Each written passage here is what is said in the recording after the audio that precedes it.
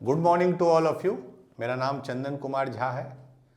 एडुकॉप के इस YouTube channel में आप सभी का बहुत बहुत स्वागत है। जैसा कि आप सभी जानते हैं, इस चैनल पे जेई मेंस, जेई एडवांस्ड और नीट की तैयारी होती है, जिसमें फिजिक्स आप लोग को अजीत सर पढ़ा रहे हैं, जो अभी एसएचएम पढ़ा रहे हैं। मैथ्स मैं पढ़ा रहा हूँ आप लोग को। मैथ्स में हमने कोऑर्डिनेट ज्योमेट्री कंप्लीट कर लिया थॉरोली। अब हम लोग अलजेब्रा स्टार्ट करेंगे। 3 इम्पॉर्टेंट और बड़े बड़े चैप्टर्स अलजेब्रा के हैं। हम लोग आज स्टार्ट करेंगे बाइनोमियल, उसके बाद PNC that is permutation and combination, and third chapter and last chapter will be complex number. उसके बाद हम लोग 12th में शिफ्ट करेंगे। बहुत जगह बाइनोमियल और पीएनसी परम्यूटेशन कॉम्बिनेशन में पीएनसी पहले पढ़ाया जाता है, बहुत जगह बाइनोमियल पढ़ाया जाता है। रीज़न मैं बाइनोमियल पढ़ा रहा हूँ क्योंकि बाइनोमियल का यूज़ पीएनसी में बहुत है। जब पीएनसी के लास्ट पोर्शंस में जाइएगा तो इंटीग्रल सॉल्यूशन, उसमें आपको कोफिशिएंट्स और इन सब चीज़ की बहुत ज़रूरत पड़ेगी जो बाइनोमियल में पढ़ते हैं। That is the reason. हाँ, बाइनोमियल में भी पीएनसी का यूज़ है, बट एक ही जगह यूज़ है, एक ही चीज़ यूज़ है, वो मैं अलग से एक्सप्लेन कर दूंगा। तो दैट इज़ द रीज़न हम लोग बाइनोमियल थ्योरम पहले कर रहे हैं। बाइनोमियल थ्योरम फ्रेश 3-4 महीना के कोऑर्डिनेट के बाद फ्रेश टॉपिक है। बाइनोमियल थ्योरम आपने 10th तक में नहीं पढ़ा होगा, इसका 10th में कोई प्रेसिडेंस नहीं है। बेसिकली द वर्ड सेज, पहला क्लास है तो आज हम लोग थोड़ा ब्रीफ ही करेंगे। बाइनोमियल, बाई मतलब 2, 2, नोमियल, नोमियल मैथमेटिकल कोनोटेशन उसका नहीं है। बाइनोमियल मतलब एक्सप्रेशन हैविंग 2 टर्म्स, जैसे a प्लस बी, जैसे x² प्लस एक्स क्यूब, जैसे x प्लस 1/x, जिसमें 2 टर्म हो। जैसे देखिए a और b 2 टर्म है, 2 टर्म है। लेकिन आप ये नहीं लिख सकते हैं बाइनोमियल में, क्योंकि इसमें दिक्कत क्या है कि x² प्लस 2x², इसलिए बाइनोमियल नहीं है क्योंकि ये फाइनली ऐड होके एक टर्म हो जाएगा, बट इसमें एडिशन नहीं कर सकते हैं। तो we have to write expression having 2 terms which can't be further simplified. मतलब जैसे अब इसको फर्दर क्या आप सिंप्लीफाई कीजिएगा, नहीं कर सकते हैं, इसको भी नहीं कर सकते हैं। बहुत बच्चे बोलेंगे सर हम x² कॉमन ले लेंगे, तो ये भी फिर चीज वही आ गई, एक टर्म में आप इसको नहीं ला सकते हैं। ठीक है, तो expression having 2 terms which can't be further simplified and both terms are connected by either plus और माइनस। मतलब कि हम लोग ऐसे भी लिख सकते थे x माइनस x², जैसे यहां हम लोग x² प्लस कुछ लिखे हैं, ये माइनस भी है। क्यों? क्योंकि माइनस भी एक तरह से, जैसे x माइनस x² है, this is nothing but x plus minus x²। कहने का मतलब माइनस के साथ क्या, ये भी प्लस है, x प्लस और x² की जगह माइनस x² आ गया। तो जब भी 2 टर्म को हम लोग लिखते हैं जिसको फर्दर सिंप्लीफाई नहीं कर सकते हैं, वो बाइनोमियल होता है, and they are connected by either plus और माइनस साइन। ठीक है, उसी तरह अगर कहीं 3 टर्म हो, इसको बाइनोमियल बोलेंगे नहीं, इसको क्या बोलेंगे, ट्राइनोमियल। 3 टर्म है। उसी तरह हो सकता है 4 टर्म हो, तो इन जनरल हम लोग बोलते हैं जिसमें 3 या 3 से ज्यादा अगर टर्म है तो हम लोग इन जनरल उसको मल्टीनोमियल बोल सकते हैं। बाइनोमियल के लास्ट पोर्शंस में हम लोग मल्टीनोमियल थ्योरम भी पढ़ेंगे। ठीक है, अगेन मल्टीनोमियल थ्योरम भी डेराइव बाइनोमियल थ्योरम से ही होता है। तो बाइनोमियल थ्योरम जानने से पहले हम लोग बाइनोमियल पढ़ेंगे, मतलब टर्म की 2 टर्म होना चाहिए जिसको फर्दर सिंप्लीफाई नहीं कर सकते हैं, and which are connected by either plus और माइनस। ये हो गया बाइनोमियल।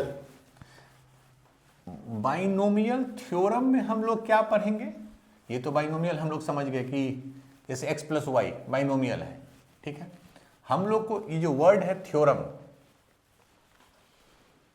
ठीक है, तो बाइनोमियल तो आप समझ गए, बट बाइनोमियल थ्योरम में we will study expansion of x plus y to the power n, where n is a positive integer. मैं एकदम स्टेप बाय स्टेप बता रहा हूं, बहुत बच्चे बोलेंगे नहीं सर n निगेटिव के लिए भी डिफाइंड होता है. We will do everything, but to begin with हम लोग बाइनोमियल थ्योरम में पढ़ेंगे क्या, इसका expansion x plus y to the power n, where n is a positive integer. मतलब n 1 है, 2 है, 3 है, 4 है, इस तरह है. अभी निगेटिव भूल जाइए, फ्रैक्शन भी भूल जाइए, बाद में फ्रैक्शन के लिए भी पढ़ेंगे, बाद में निगेटिव के लिए भी पढ़ेंगे, बट अभी हम लोग ये बेसिक समझिए. तो जब भी आपको x plus Y to the power n का एक्सपेंशन बोला जाता है, ठीक है, तो अब मान लीजिए आपको इसका एक्सपेंशन नहीं पता है, तो बेसिक तो आपको पता है, अगर x plus Y to the power 0 हो मान लीजिए तो क्या होता है 1, anything to the power 0 is 1. अगर x plus Y to the power 1, ये तो आप बाइनोमियल नहीं भी जानते हैं फिर भी आपको पता है this is nothing but x plus y, x plus y square. यहां तक पता है आपको a प्लस बी का होल स्क्वायर क्या होता है, x square 2xy plus y square.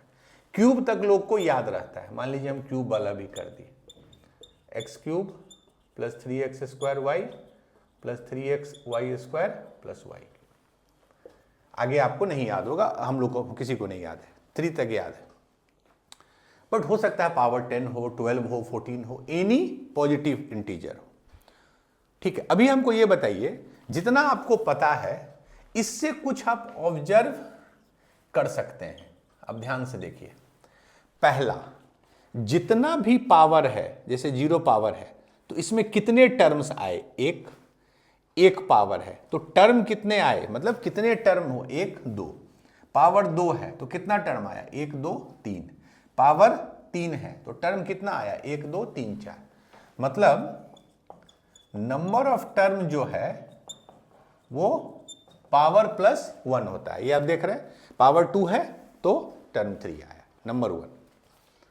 दूसरा ऑब्जर्व कीजिए, कोई भी मान लीजिए आप इसी को ले लीजिए जो सबसे बड़ा वाला है, पहला टर्म है एक्स क्यूब, तो इसमें x का कितना पावर है 3.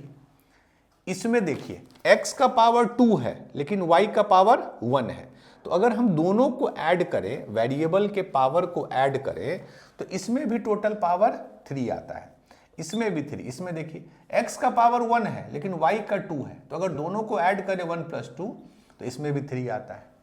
अब इसको देखिए y का पावर 3 है. कहने का मतलब कि जो सम ऑफ पावर है in every term is constant. मतलब जो पावर इसमें है 3, तो इसमें भी 3, इसमें भी 3, इसमें भी 3. अब इस केस में देखिए, इसमें भी 2, इसमें 1 और 1, तो इसमें भी 2, इसमें भी 2. तो जो सम ऑफ पावर है हर टर्म में वो कांस्टेंट होता है, और वो कितने के बराबर होता है, that is equal to power of, English पे बहुत मत जाइएगा, एक्सपेंशन. मतलब जैसे ओवरऑल पावर क्या है, x प्लस वाई का क्यूब, तो पावर क्या है क्यूब, तो n मान लीजिए इसको, तो n है 3, तो सभी का सम 3 होगा. यहां भी 3, यहां भी 3, यहां भी 3, यहां भी 3. यहां पावर क्या है 2, तो यहां भी 2, यहां भी 2, यहां भी 2. यहां पावर क्या है 1, तो यहां भी 1, यहां भी 1.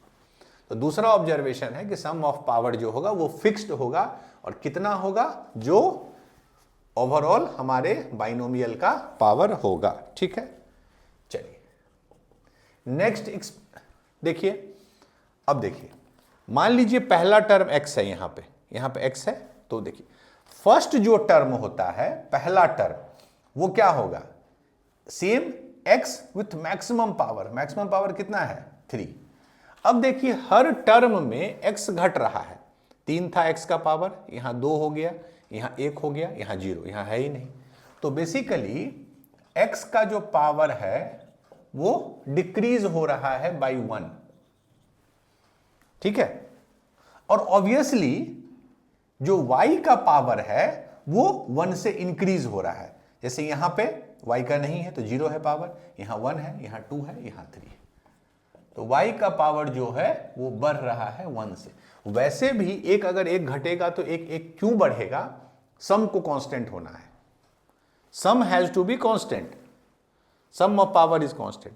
तो पहला टर्म तो वो ले लिया, x का मैक्सिमम पावर जो है, यहां x है, स्क्वायर है, तो पहला टर्म ठीक है। अब x का घटते जाएगा, y का बढ़ते जाएगा, ठीक है। तो इस लॉजिक को यूज करके, अभी तक हम बाइनोमियल थ्योरम पे नहीं आए हैं, थोड़ी देर बाद आएंगे। इस लॉजिक को यूज करके आपको अगर मैं बोलूं इसका पावर एक्सपेंशन लिखने, तो पहला टर्म क्या होगा?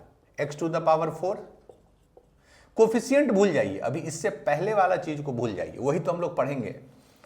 फिर क्या होगा? x का एक घटेगा पावर 4 से 3, y का एक बढ़ेगा क्योंकि y यहां नहीं था, फिर x का एक और घटेगा, y का बढ़ेगा, फिर x का एक और घटेगा, y का बढ़ेगा, फिर लास्ट में x का घट के 0 हो जाएगा, सारा पावर y का।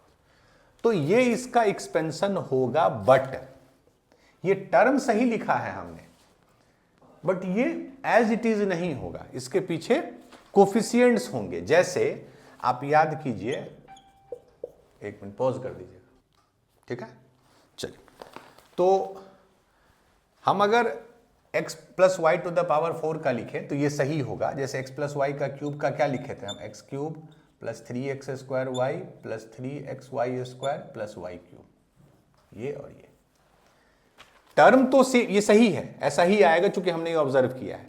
बट यहां यहां यहां यहां और यहां जो कोफिशिएंट्स हैं वो अभी हम नहीं बता पा रहे हैं इस लॉजिक से। ऑब्जर्वेशन से हमने टर्म लिखना सीखा, बट ऑब्जर्वेशन से हम कोफिशिएंट्स लिखना नहीं सीख पाए हैं। तो अब कोफिशिएंट्स कैसे लिखते हैं, ठीक है, कोफिशिएंट्स कैसे लिखते हैं उस पे हम लोग डिस्कशन करेंगे।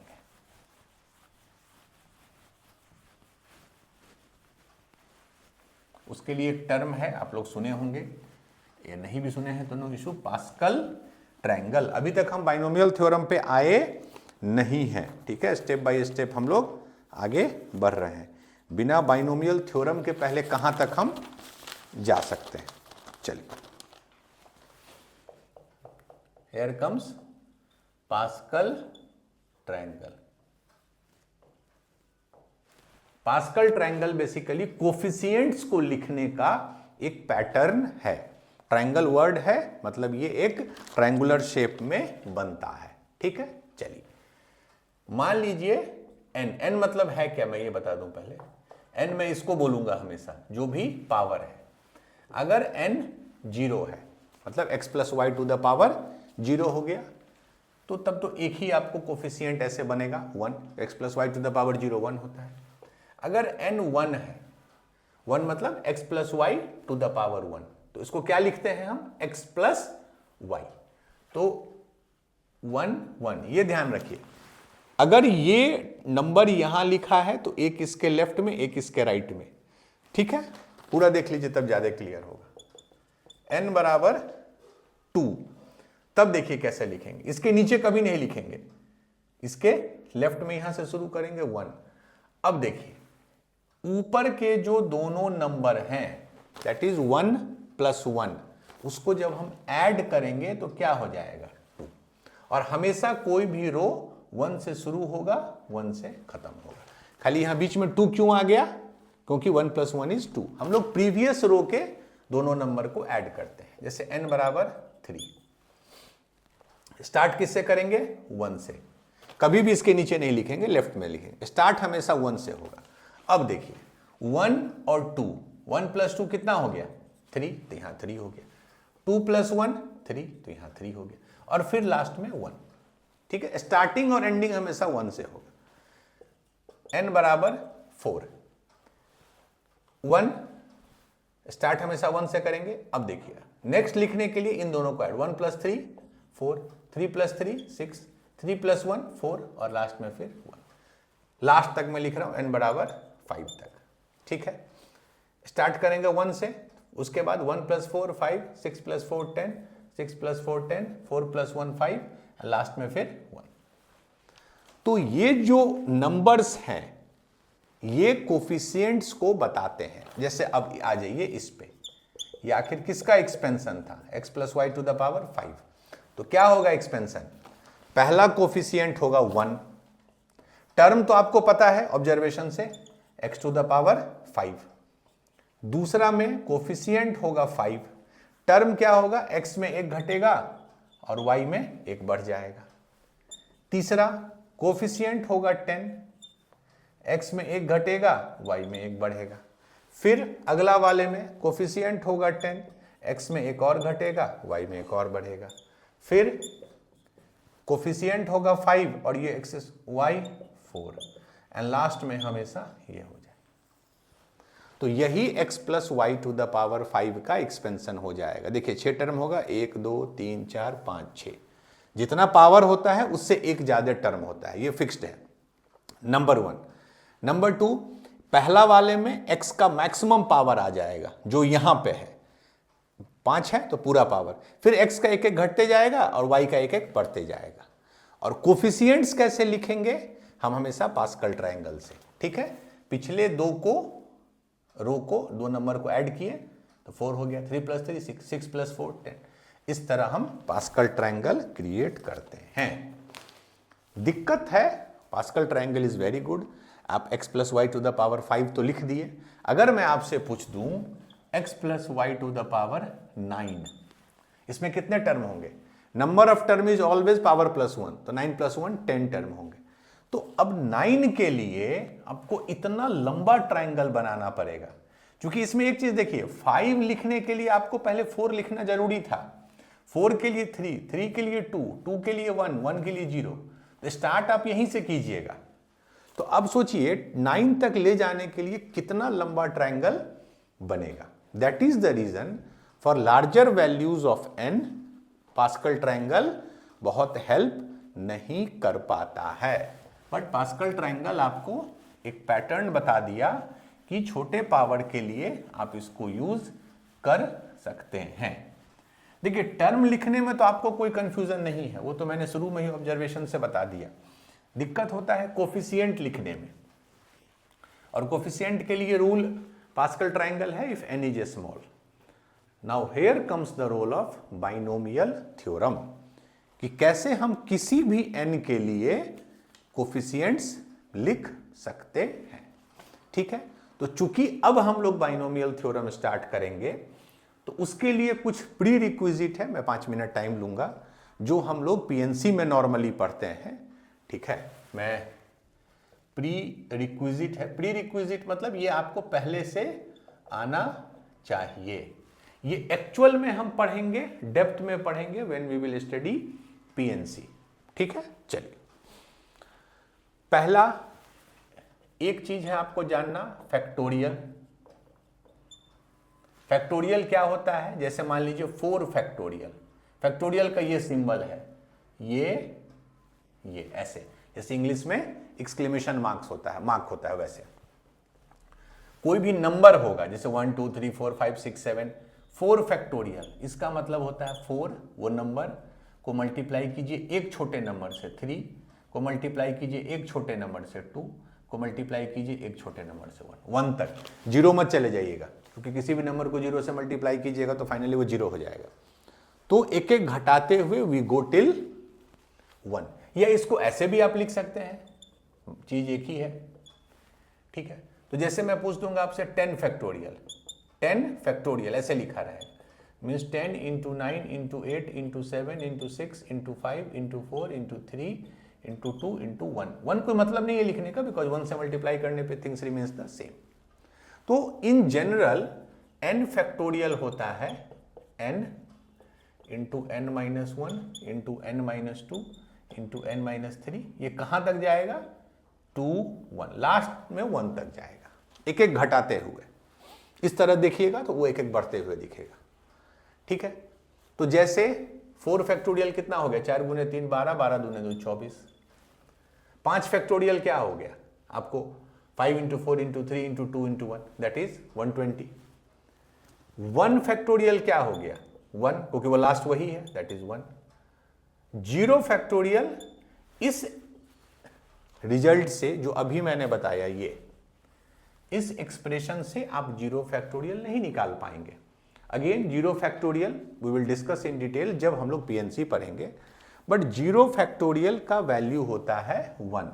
फॉर द टाइम बीइंग आप ये चीज समझ लीजिए, जीरो फैक्टोरियल इज 1। ठीक है, सारा हो गया फैक्टोरियल। चलिए एक चीज इसमें ध्यान रखिए कि जो फैक्टोरियल हम लोग पढ़ते हैं, जो हम लोग बाइनोमियल में यूज करेंगे, नॉर्मली सिर्फ और सिर्फ पॉजिटिव इंटीजर का ही हम लोग फैक्टोरियल पढ़ते हैं, जैसे 10, 4, 1, 0 तक ठीक है। मान लीजिए 0 भी आप समझ सकते हैं। मैं यहां लिख रहा हूं factorial is normally not defined for negative and fractional number. जैसे अगर मैं आपसे पूछूं कि -5 का फैक्टोरियल, तो आपको अभी नहीं पढ़ना है। नो डाउट अगेन हर चीज में वंस वी गो अप, जैसे हम लोग शुरू में पढ़ते हैं केमिस्ट्री में कि एटम डिविजिबल नहीं है, फिर पढ़ते हैं इलेक्ट्रॉन, प्रोटॉन, न्यूट्रॉन, फिर आगे पढ़ते हैं कि इलेक्ट्रॉन भी डिविजिबल है। तो उसी तरह 12th तक के लिए आप ये मान के चलिए कि आपको निगेटिव और फ्रैक्शन का फैक्टोरियल डिफाइंड नहीं है। बट हायर क्लासेज में, ग्रेजुएशन में, बीटेक में, वो डिफरेंट फंक्शंस हैं, बीटा फंक्शंस, गामा फंक्शंस और अलग अलग चीज हैं जो टू सम एक्सटेंट निगेटिव या फ्रैक्शनल फैक्टोरियल को हम लोग यूज करते हैं। ठीक है, बट अभी के लिए आप समझिए कि factorial is defined only for zero and any positive integer, और you can say whole number. अब एक चीज हमको बताइए जो बहुत इंपॉर्टेंट है, क्या n फैक्टोरियल को हम ऐसे लिख सकते हैं? अभी तो हम ये बताए ही हैं। ठीक है, अब एक चीज देखिए, ये क्या है? सिर्फ अगर इतनी दूर की हम बात करें तो, अगर n बाहर ले लें तो ये क्या है? This is nothing but n-1 factorial. यही ना है, n-1 फिर एक एक घटते गया। अगर हम यहां ब्रेक लेना चाहें तो इसको हम ऐसे भी लिख सकते हैं n इंटू n-1, और ये क्या है? This is n-2 factorial. तो आप n फैक्टोरियल को फर्दर स्प्लिट कर सकते हैं। बस आपको यह समझना चाहिए कि n factorial is nothing but product of n into n-1 into n-2 till 1। तो इसको हम अगर यहां स्प्लिट कर दें तो ये तो n है एज इट इज, ये n-1 फैक्टोरियल है। यहां स्प्लिट कर दें तो n इंटू n-1 है, फिर n-2 फैक्टोरियल है।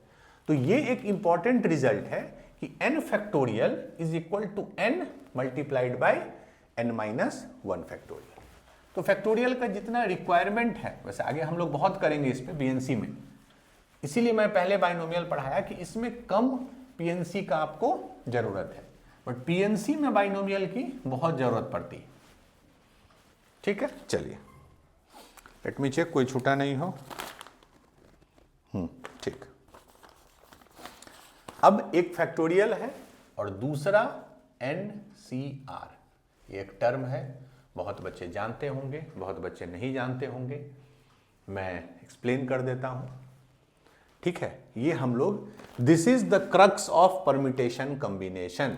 इसको हम लोग पढ़ते हैं NC, लिखते ऐसे हैं, देखिए पहले N है, फिर उसके नीचे C है, ये एक लाइन में नहीं होगा, N के नीचे C और C के नीचे R, ऐसे लिखते हैं NCR। इसी तरह एक और होता है जो हम लोग पढ़ते हैं पीएनसी में, NPR।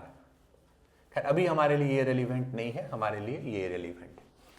NCR का पीएनसी में परम्यूटेशन कॉम्बिनेशन में मतलब है नंबर ऑफ वेज, अभी इस पे बहुत मत ध्यान दीजिए, number of ways of selecting R objects among n distinct object. इस पे एकदम अभी मत जाइए कि वो सेलेक्ट, ये सारा पीएनसी का टॉपिक है।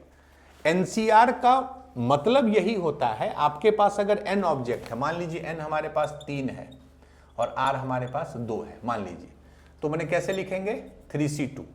इसका क्या मतलब है? Number of ways of selecting R object among n distinct object. मतलब आपके पास अगर 3 ऑब्जेक्ट है, जैसे A बी सी, आपके पास कोई भी 3 समान है, उसमें हमको 2 सेलेक्ट करना है, 3 में से 2।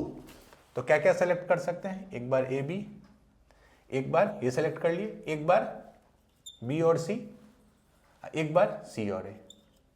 ठीक है, यही 3 ऑप्शन है, या तो ए बी सेलेक्ट कर लीजिए या बी सी या सी है। तो 3C2 का यही मतलब हुआ कि 3 ऑब्जेक्ट है, डिस्टिंक्ट मतलब तीनों अलग अलग। जैसे अगर आपका ये ऑब्जेक्ट है, ये दोनों सेम है, तब ये रूल नहीं लगेगा। ठीक है, तो अगर 3 ऑब्जेक्ट है आपके पास डिस्टिंक्ट अलग अलग, उसमें 2 चुनना है आपको, 2 ऑब्जेक्ट, तो we do it by 3C2। But 3C2 तो एक नंबर नहीं है। आपसे कोई पूछेगा कि 3 ऑब्जेक्ट है, उसमें 2 चुनना है, कितने तरह से चुन सकते हैं, यू विल से 3C2। तो यार 3C2 का वैल्यू कितना होता है, हियर कम्स जो हम लोग के लिए रेलिवेंट है बाइनोमियल में, कि NCR का वैल्यू कैसे हम लोग लिखते हैं। और ये जो वैल्यू लिखने का फॉर्मूला या तरीका है, वही हमारे लिए इंपॉर्टेंट है बाइनोमियल थ्योरम में। NCR को हम लोग लिखते हैं n फैक्टोरियल, फैक्टोरियल अब आपको पता है, डिवाइडेड बाय r फैक्टोरियल, मतलब पहले n है तो n फैक्टोरियल, r है तो r, और नीचे में एक और हो जाता है, ये r है, n माइनस r फैक्टोरियल। ठीक है, n फैक्टोरियल ऊपर में, r फैक्टोरियल नीचे में, n माइनस r फैक्टोरियल। ठीक है, फैक्टोरियल निकालने आपको आता है। अब देखिए, अगर वही क्वेश्चन लीजिए, 3C2, इसका वैल्यू कितना होगा, 3 फैक्टोरियल डिवाइडेड बाई 2 फैक्टोरियल, और एक n minus r means 3 minus 2, तो 3 माइनस 2 इज 1। सबका वैल्यू आपको पता है, 3 फैक्टोरियल कितना होगा, 3 इंटू 2 इंटू 1, 2 फैक्टोरियल कितना होगा, 2 इंटू 1, 1 फैक्टोरियल 1, तो कितना हो गया, 3 इंटू 6, 6 बाई 2, ये 2 हो गया, दैट इज 3। तो 3C2 फाइनली 3 हो गया। तो वैल्यू निकालते हैं हम लोग इसको यूज करके। तो देखिए 3 आया वैल्यू, हमने देखा भी कैसे 3। अब मान लीजिए बड़ा क्वेश्चन में दे दूंगा कि आपके पास 10 ऑब्जेक्ट है, उसमें 4 सेलेक्ट करने हैं, 10 ऑब्जेक्ट में 4 सेलेक्ट करना है, तो कैसे लिखिएगा, 10C4। इसका वैल्यू कैसे निकालिएगा, इससे, that will be 10 factorial by 4 factorial 6 factorial, 6 क्यों, 10 माइनस 4। तो यही जो इंपॉर्टेंट रिजल्ट है, ये हमारे लिए सबसे ज्यादा रेलिवेंट है। ठीक है, अच्छा, नंबर 1, n भी इसमें क्या होगा, आपको n क्या क्या वैल्यू ले सकता है, n जो है आपको 1, 2, 3, 4 मतलब नेचुरल नंबर हो सकता है। ठीक है, n is your natural number, मतलब कुछ भी हो सकता है। आपके पास n ऑब्जेक्ट है ना, n एक ऑब्जेक्ट होगा, 2 ऑब्जेक्ट होगा, 3 ऑब्जेक्ट होगा, 4 होगा। अच्छा, r क्या क्या वैल्यू ले सकता है, r में यही होगा 1, 2, 3, 4, but r can take 0 also. क्यों, मान लीजिए आपके पास 3 ऑब्जेक्ट है, a b c, 3 ऑब्जेक्ट है a b c। मैं आपसे पूछूंगा कि इसमें आपको एक भी ऑब्जेक्ट नहीं चुनना है, मतलब a b c में you don't have to select a single object, कोई नहीं चुनना है, बस तीनों वैसा ही है। बट ये थ्योरेटिकली पॉसिबल है। तो r जो है that can be 0, but n नहीं 0 होगा। अगर n 0 हो गया तब तो मेरा बोलने का मतलब है कि आपके पास कोई ऑब्जेक्ट है ही नहीं। तो जब ऑब्जेक्ट ही नहीं है तो फिर there is no concept of selection. तो n हो गया आपको 1 2 3 4, r हो गया 0 1 2 3 4, और r हमेशा ऑब्वियसली n से छोटा या बराबर होगा। ऑब्वियसली अगर आपके पास 10 ऑब्जेक्ट है तो उसमें मैक्सिमम तो आप 10 ही ने चुन सकते हो। तो जो r का मैक्सिमम वैल्यू, n क्या है, नंबर ऑफ ऑब्जेक्ट, r क्या है जो आप चुन रहे हो, तो r का मैक्सिमम वैल्यू n होगा। मतलब आपके पास 10 ऑब्जेक्ट है, आपको 10 चुनना है, all 10 you have to select, तो r का मैक्सिमम वैल्यू n हो सकता है। तो r हमेशा n या n से छोटा होगा, ये क्लैरिटी है। ठीक है, चलिए, तो अब NCR का एक दो जो स्पेशल केस है, ये फॉर्मूला इंपॉर्टेंट है। ठीक है, और इससे आप किसी भी NCR का वैल्यू निकाल सकते हैं। चलिए, जैसे मैं अगर आपसे पूछ दूं NC0 यूजिंग द फॉर्मूला, तो क्या होगा, n factorial by 0 factorial and n minus 0 that is n factorial. तो ये और ये कट गया, 0 फैक्टोरियल 1 होता है, तो NC0 इज 1। अब इसको PNC की तरह से भी सोचिए, फॉर्मूला से तो 1 आ गया। NC0 का क्या मतलब है, n ऑब्जेक्ट है उसमें एक भी नहीं चुनना है। आपके पास 10 ऑब्जेक्ट है, आपको एक भी नहीं चुनना है। तो एक ही तरीका हो सकता है जब आप किसी को सेलेक्ट नहीं करेंगे, तो 1 आएगा, नंबर ऑफ वेज। अब आ जाइए, नेक्स्ट इज NC1। पहले फॉर्मूला से देखिए, n फैक्टोरियल बाई 1 फैक्टोरियल और ये n माइनस 1 फैक्टोरियल। अब ध्यान से देखिए, यहां पे वो चीज, ये n फैक्टोरियल है, ये n माइनस 1 फैक्टोरियल है। तो बेसिकली n फैक्टोरियल को हम क्या लिख सकते हैं, n into n minus 1 factorial. अभी हमने बताया ना, 10 फैक्टोरियल को हम लिख सकते हैं 10 इंटू 9 फैक्टोरियल। क्यों? क्योंकि अल्टीमेटली ये n into n minus 1 into n minus 2 है, दैट इज n इंटू जो n माइनस 1 वाला टर्म है, तो n into n minus 1 factorial. और नीचे भी है 1 फैक्टोरियल, तो आपको 1 हो, तो ये दोनों कट गया, बचेगा कितना, n। तो NC1 कितना आ गया फाइनली, n, फॉर्मूला से। अब इसको आप PNC से सोचिए, NC1 मतलब आपके पास n ऑब्जेक्ट है, 1 से लेके n तक n ऑब्जेक्ट है, उसमें एक चुनना है। मतलब जैसे आपका ऑब्जेक्ट है A1 A2 A3 AN तक, n ऑब्जेक्ट, एक चुनना है।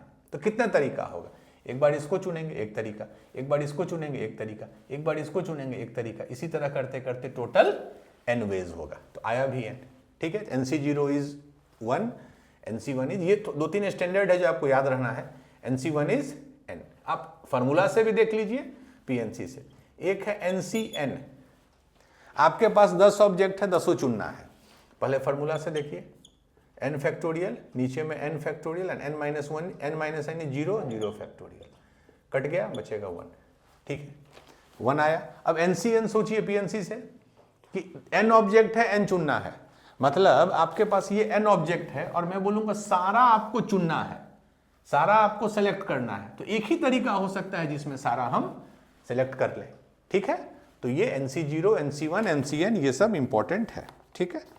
चलिए, एक और इंपॉर्टेंट है रिजल्ट जो बाइनोमियल में सबसे ज्यादा यूज आएगा। मैं हर चीज को दोनों तरह से बता रहा हूं, एक तो फॉर्मूला से और एक कैसे उसको हम सिलेक्शन के डेफिनेशन से। This is the most important result. NCR in general is equal to NCN minus R, ठीक है। पहले तो हम लोग फॉर्मूला से देखते हैं, ये n है, c है, r है। पैटर्न देखिए, यहां पे भी n है, c है, बट यहां पे r नहीं है, r की जगह इन दोनों का डिफरेंस है। पहले फॉर्मूला से देखिए, LHS क्या हो जाएगा, n factorial by r factorial n minus r factorial. इसको देखिए, n factorial divided by n minus r factorial. क्या होता है NCR का, n फैक्टोरियल बाई r, तो यहाँ पे r ये है, यहाँ पे क्या होता है n माइनस r, मतलब दिस माइनस दिस। तो जब हम n में n माइनस r को सब्ट्रैक्ट करेंगे तो ये कट जाएगा, सिर्फ r बचेगा। ये ध्यान से रखिए, NCR का जो रिजल्ट होता है वो n फैक्टोरियल, जो यहाँ पे है वो n है, यहाँ पे जो है वो r है, दोनों का डिफरेंस n माइनस r। यहाँ पे जो है वो लिखा, यहाँ पे जो है वो लिख दिए, इन दोनों का डिफरेंस r आ गया। अब देखिए ये दोनों सेम हो गया, n फैक्टोरियल r फैक्टोरियल यहाँ था तो यहाँ आ गया, n माइनस r यहाँ था तो यहाँ। तो फॉर्मूला से तो हम चेक कर लिए। अब आप इसको PNC से सोचिए कि आपके पास अगर n ऑब्जेक्ट है, मान लीजिए A1 A2 A3 AN, उसमें अगर आपने R सेलेक्ट कर लिया मान लीजिए, तो ऑब्वियसली जब आप R सेलेक्ट कर लिए, R को एक ग्रुप बना लिए, R को अपने पास रख लिए, तो बचा कितना, जब n में से आप R सेलेक्ट कर लिए तो बचा कितना, n माइनस r।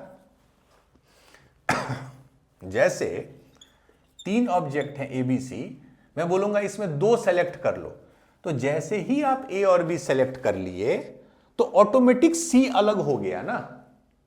कहने का मतलब जैसे ही आप A और B अपने पास रख लिए तो ऑटोमेटिक C अलग हो गया।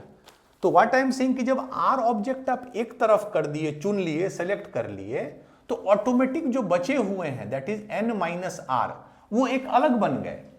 तो दोनों सेम ही होगा, r चुनना या n माइनस r चुनना, बोथ विल बी सेम, क्योंकि the moment you select r automatically n minus r is selected.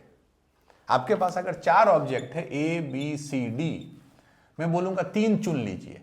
मान लीजिए आपने सपोज एक बार ये चुना ABC, तो जैसे ही आपने ABC यहां लिख लिया कि ये सर हमने चुन लिया, तो एक तो अपने आप अलग हो गया, तो इसके क्रॉसपॉन्डिंग ये तो अपने आप आपको फिक्स्ड हो गया।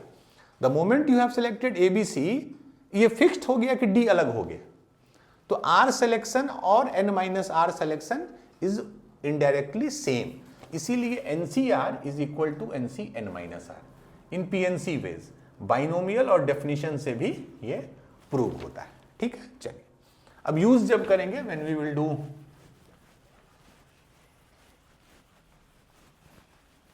मोर एंड मोर क्वेश्चंस, तो आपको और क्लैरिटी आएगा। ठीक है, चलिए तो ये प्री रिक्विजिट था। प्री रिक्विजिट मतलब ये कुछ चीजें थी जो आपको बाइनोमियल में हम लोग यूज करेंगे। एक्चुअल में ये पढ़ना पीएनसी में है, इसीलिए मैंने आपको, चलिए तो अब हम लोग स्टार्ट करेंगे बाइनोमियल थ्योरम। ठीक है, क्यों आया बाइनोमियल थ्योरम? पास्कल ट्रायंगल का लिमिटेशन था, वो coefficient large number of n के लिए नहीं बता पाता था। तो बाइनोमियल थ्योरम अब बेसिकली है x plus y by to the power n। ठीक है, इसका एक्सपेंशन जो होता है वो देखिए क्या होता है। सबसे पहले मैं टर्म लिख देता हूं, मैं टर्म लिख देता हूं, क्योंकि टर्म आपको पता है, पहले x का सारा पावर इसको आ जाएगा, फिर x का एक एक घटेगा, y का एक एक बढ़ेगा, फिर x का एक एक घटेगा, y का एक एक, इसी तरह डॉट डॉट चलते रहेगा। लास्ट में क्या होगा? लास्ट टर्म सारा पावर y के पास आ जाएगा, फिर उससे एक पहले क्या होगा? y के पावर एक कम और x। अभी मैं कोफिशिएंट नहीं लिखा हूं, इतना तो आपको पता है, पहले सारा पावर इसको मिल जाता है, फिर इसका एक एक घटता है, इसका बढ़ता है, सम हमेशा n होगा, ये भी n है, ये भी n है, ये भी। ठीक है, अब आ जाइए कोफिशिएंट्स पे। ठीक है, रेड पेन दे दीजिए। यहां में डिस्टिंग, अभी तक तो हम नहीं पढ़ा। कोफिशिएंट होता है, पहला कोफिशिएंट NC0, दूसरा कोफिशिएंट NC1, ये भी एक पैटर्न है, NC0। n क्या है? जो ये पावर होगा, C, it starts from 0। NC1 इसका होगा कोफिशिएंट NC2। तो इसी तरह coefficient NC0, NC1, NC2 dot dot dot dot बढ़ते रहेगा। लास्ट का क्या होगा? NCN। ठीक है, क्योंकि नंबर ऑफ टर्म्स कितने हैं? जब पावर n है तो नंबर ऑफ टर्म्स n+1 होता है। तो यहां देखिए ऊपर तो n फिक्स्ड है, ये 0 से शुरू हुआ, 0, 1, 2 बढ़ते गया, लास्ट में n तक गया। तो 0 से अगर कोई चीज शुरू होता है और n तक जाता है तो कितने वैल्यू आ गए? n+1 value. तो ये, अच्छा इससे पहले क्या होगा? NCN-1।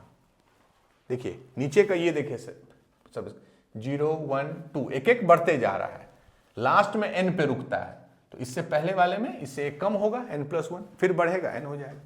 तो ये जो कोफिशिएंट्स हैं हमारा NC0, NC1, NC2, NC3, NCN-1 और लास्ट NCN, ये जो कोफिशिएंट्स हैं हमारे, यही हमारे कहलाते हैं, they are called binomial coefficients.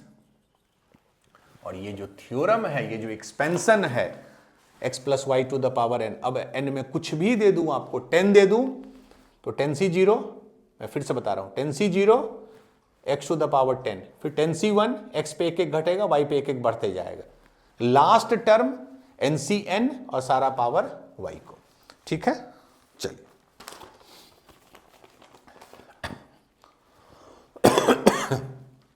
ये क्लियर है? तो इस तरह आप किसी भी बाइनोमियल के पावर को एक्सपेंड करके लिख सकते हैं, x plus Y to the power n। अच्छा मान लीजिए सेम क्वेश्चन में, मैं यहां पे दे रहा हूं, सेम क्वेश्चन में अगर मैं आपसे ये पूछ दूं, इसको लिखिए x minus y to the power n, तो कैसे लिखिएगा? अगेन माइनस कुछ नया चीज नहीं है, इसको मैं ऐसे लिख सकता हूं ना, x plus minus y to the power n। तो अब जहां जहां आपने y लिखा था वहां वहां वहां माइनस y लिख दीजिए। तो क्या होगा? पहला कोफिशिएंट NC0, सारा पावर x को मिलेगा, x टू द पावर, सारा पावर मतलब मैक्सिमम, y को कोई पावर मिलेगा ही नहीं, तो ठीक है। दूसरा NC1 कोफिशिएंट आपको पता है कैसे लिखते हैं, x पे एक पावर घट जाएगा, n है तो n-1। अब इसको एक एंटिटी मानना है, इस पे एक पावर आपको मिल जाएगा, मतलब -y टू द पावर 1। फिर अगला NC2 x to the power n-2 और इधर -y का पावर 2 मिल जाएगा। इसी तरह ये लास्ट टर्म क्या होगा, NCn, x पे कोई पावर नहीं रहेगा, सारा पावर y को मिल जाएगा, सारा पावर y को मिल जाएगा, ठीक है। बट ये ध्यान रखिए यहां पे कि y न लिख के आप -y लिखते हैं, ठीक है। जैसे अगर मैं a - b लिखूं का स्क्वायर तो क्या होता है, a² - 2ab + b²। a - b का अगर मैं होल क्यूब लिखूं तो आप a - b के होल क्यूब को भी इस तरह लिख सकते हो, क्योंकि a - b is nothing but a + -b, -b is nothing but plus और -b, इस तरह ये समझिए, ठीक है। तो आप इस तरह किसी भी बाइनोमियल को, चाहे वो प्लस के फॉर्म में हो या अच्छा, इसमें एक स्टेप में और लिख देता हूं आगे, इसमें NC0 x to the power n, ठीक है। अब देखिए यहां पे -y टू द पावर 1 है, पावर ऑड है, पावर ऑड है तो ये -y ही रह जाएगा, तो ये माइनस हम पूरे का बाहर ले लेते हैं तो ऐसा हो जाएगा। ये ध्यान से देखिए, -y पे 1 था तो क्या हो गया, ये माइनस हो गया, माइनस हम इधर ले आए। चलिए, लेकिन जब अगला टर्म लिखेंगे तब ये -y का स्क्वायर है, तो इस इवन पावर में क्या होगा, -y का square is nothing but y²। तो एक टर्म पॉजिटिव, एक निगेटिव, एक पॉजिटिव, एक निगेटिव, इस तरह करके आएगा। क्यों, क्योंकि इसके कारण, ठीक है। चलिए, आज फर्स्ट क्लास है तो हम लोग सिर्फ लिखना सिखाएंगे, क्वेश्चंस हम लोग नेक्स्ट क्लास से करेंगे।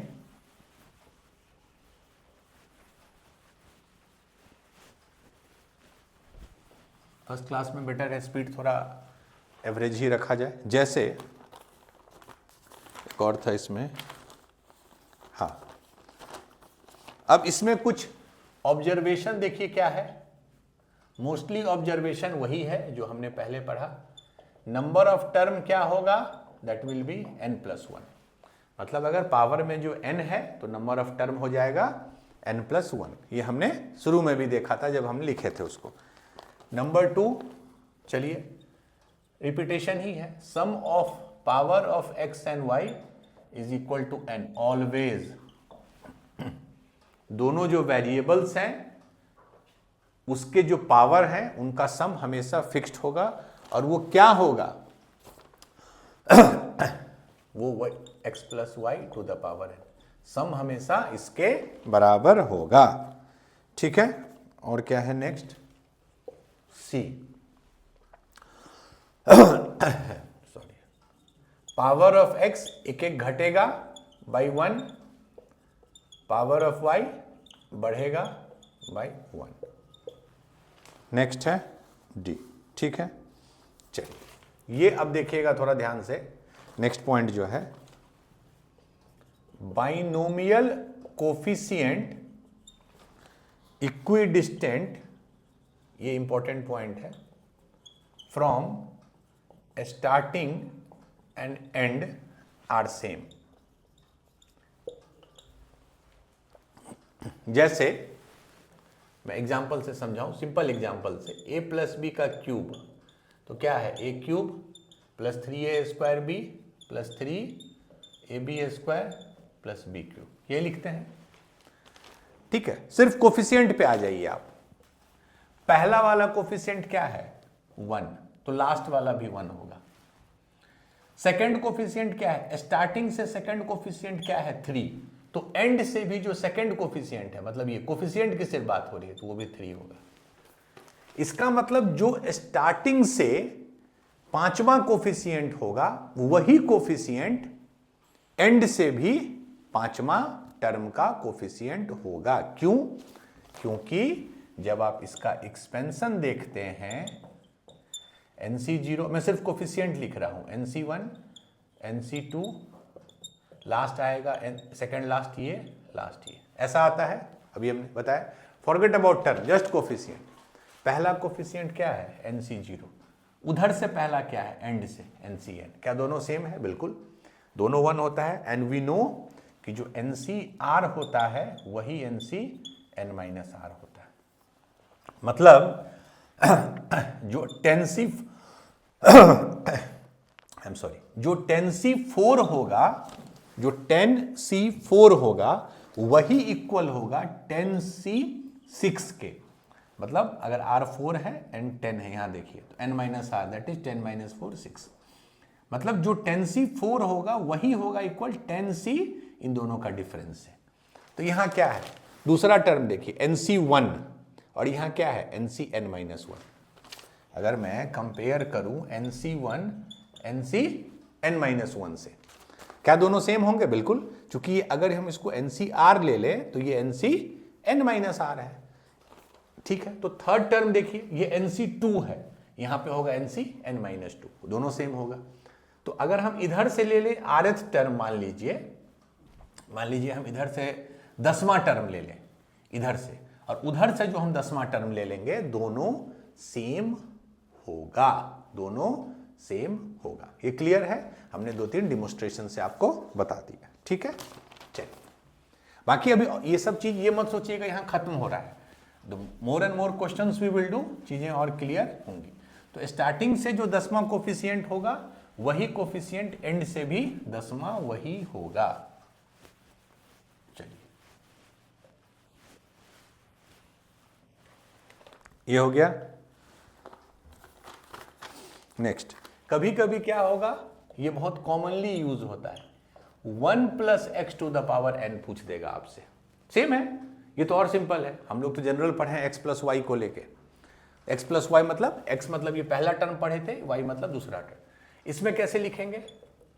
NC0 पहला कोफिशिएंट होता है NC0, सारा पावर इसको मिलेगा पहला टर्म को, तो 1 पे पावर n दे दीजिए, कोई फर्क नहीं पड़ता, 1 ही रहेगा, प्लस NC1, अब x को यहां कोई पावर नहीं था, अब x को 1 पावर मिलेगा।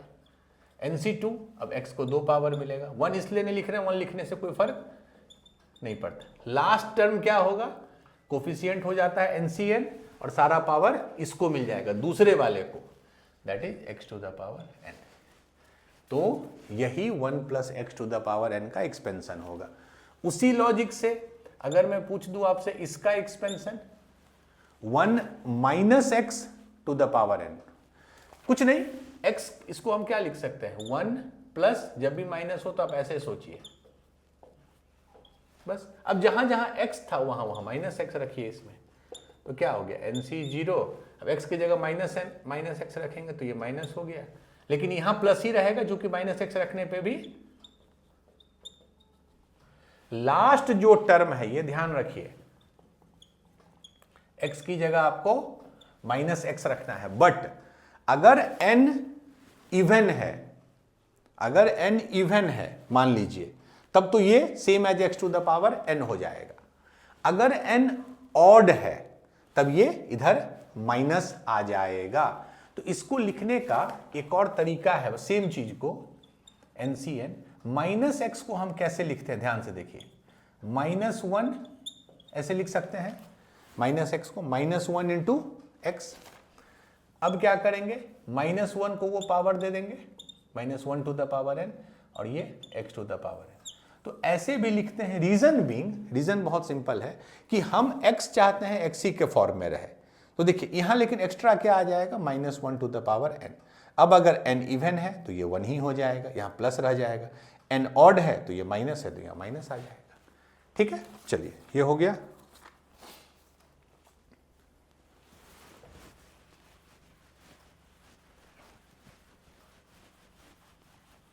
आज फर्स्ट क्लास में हम लोग क्वेश्चंस नहीं करेंगे, ठीक है, आज हम लोग बैकग्राउंड ही। नेक्स्ट है x + y⁴n और y plus x to the power n। ये ध्यान से देखिए, क्या ये दोनों सेम होंगे? क्या x plus Y to the power n और y plus x to the power n same होंगे? जैसे क्या a प्लस बी का स्क्वायर और b प्लस ए का स्क्वायर, क्या दोनों सेम होगा? a प्लस बी का स्क्वायर और b प्लस ए का स्क्वायर सेम होगा? बिल्कुल सेम होगा। अरे a plus B is b plus A, अगर आप किसी नंबर को, दो नंबर को ऐड करो 2 plus 3 that is equal to 3 plus 2, तो होगा तो दोनों सेम, उसमें कोई कंफ्यूजन नहीं है। बट लिखने का जो एक तरीका है उसमें वो अपीयर आपको डिफरेंट हो सकता है। जैसे इसको कैसे लिखेंगे? NC0 x to the power n, अब आपको पता है लिखने का, NC2 x to the power n minus 2, NCn minus 1, x पे एक पावर लेंगे, y पे इतना, और लास्ट में NCn y to the power. ठीक है, इसको अगर हम लिखना चाहें तो इसमें पहला देखिए, फर्स्ट टर्म y है, तो इसमें हमको यहां y लिखना होगा। अब y में एक एक घटेगा, x में एक एक बढ़ेगा।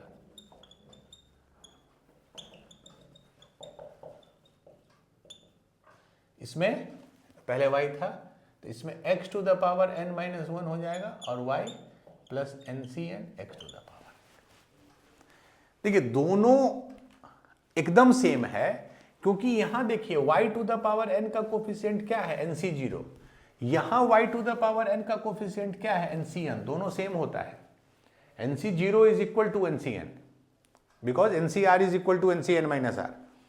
ठीक है, तो इफेक्टिवली सेम होगा, बट लिखने का तरीका, जैसे इसको ऐसे लिखेंगे और इसको हम ऐसे लिखते हैं, सॉरी तो ये दोनों है same, A square plus 2ab plus B square. इसमें देखिए A square plus 2ab plus B square, ये दोनों सेम है, बट लिखने का जो तरीका है, इसमें पहला हम n पावर x को देते हैं, इसमें y को। बट क्यों सेम है? जैसे मान लीजिए x to the power n, x to the power n का कोफिशिएंट कितना है? NC0। इसमें कितना है? NCn। NC0 is equal to NCn। तो दोनों सेम एक्सपेंशन है, हम लोग ऑर्डर उल्टा कर देते हैं। जो इधर से लिख रहे हैं उसमें अगर कंपेयर कीजिए तो वो चीज उधर से। ठीक है, चलिए अब आज का जो लास्ट टर्म है, लास्ट, अगर हम अभी हमने आपको बताया x plus Y to the power n, यहां ध्यान से देखिएगा, को हमने एक्सपेंड किया ऐसे। अगर सेम चीज को, चूंकि प्लस प्लस प्लस है, इस पे फोकस कीजिए, सेम चीज को अगर हम सिग्मा नोटेशन में लिखना चाहें, सिग्मा नोटेशन में, तो कैसे लिखेंगे? कोई भी टर्म लीजिए तो सब में क्या है? NC2 NC3 पावर n है, फिर c है और यहां r मान लीजिए। ठीक है, ध्यान से देखिए ये चीज, ये बहुत इंपॉर्टेंट है। ठीक है, n तो फिक्स्ड है सब में, देखिए n नीचे में चेंज होते जा रहा है, r हमारा चेंज हो रहा है, 0 1 2 3 n तक जा रहा है, r हमारा 0 से n तक जा रहा है, इसीलिए इसमें n प्लस 1 टर्म होता है। देखिए 0 से n तक गया, पहला कोफिशिएंट क्या हो जाएगा? NC0, दूसरा NC1 तो NC1। अब आ जाइए x और y पे। x का पावर देखिए, n minus 1, n minus 2, n minus 3, n minus 4, तो x का इन जनरल क्या पावर हो जाएगा? n minus r। जब r 0 है, देखिए r जब 0 है सबसे पहले, तो n minus 0 that is n, तो x to the power n। r जब 1 है तो n माइनस 1, फिर n माइनस 2। और y पे देखिए r, यहां पे y पे 0, कोई पावर नहीं है y का, यहां पे 1, यहां पे 2, तो जो भी नीचे कोफिशिएंट है, जो भी कोफिशिएंट है, जैसे यहां r है तो वो सेकंड वाले टर्म का r हो जाएगा। तो this is the sigma notation, this is the sigma notation. Sigma r बराबर 0 से n, NCr x to the power n minus r, y to the power r। बस यहां ये ध्यान रखिए, ये x वही x है जो ये पहला टर्म है, ये y वही हो सकता है। यहां y के जगह आगे जब क्वेश्चंस करेंगे तो y के जगह वो y स्क्वायर लिखेगा, y टू द पावर 20 लिखेगा। तो जो यहां पे x है, जो भी ये डब्बा में है x, वो पूरा x यहां आएगा, जो यहां y है वो पूरा y यहां आएगा। That's it. ठीक है, तो हमने binomial, I think that's it आज के लिए कुछ क्वेश्चंस हैं एक दो, बट वो हम लोग नहीं करेंगे आज नोइंगली। पहला दिन के लिए इतना काफ़ी है। आई ट्राइड माई बेस्ट कि आपको एक एक चीज़ स्क्रैच से बताया जाए। पहले हमने पैटर्न देखा लिख के, कोफिशिएंट्स के लिए हमने पास्कल ट्रायंगल देखा, बट उसका लिमिटेशन है। So then we studied NCR and factorial. एक बहुत इंपॉर्टेंट रिजल्ट है NCR is equal to NCn-r, उसको हमने उस वे में भी समझाया, PNC वे में भी, ठीक है। देन कैसे एक्सपेंड करते हैं बाइनोमियल थ्योरम, वो लिखा, उसका सिग्मा नोटेशन, और कहीं अगर माइनस में चीजें हों तो उससे हड़बड़ाना नहीं है। Minus is nothing, minus x is nothing but plus, और ब्रैकेट के अंदर माइनस एक्स, ठीक है। ऑड और इवन का एक चक्कर रहता है, दैट वी हैव डिस्कस्ड। तो आज के लिए इतना ही। अगले क्लास में हम लोग एक दो क्वेश्चंस पहले करेंगे basic, and then we will move further. तो अच्छे से इसको एक एक क्लास को अच्छे से पढ़िए, do more and more questions, you will be able to solve all the questions. Thank you.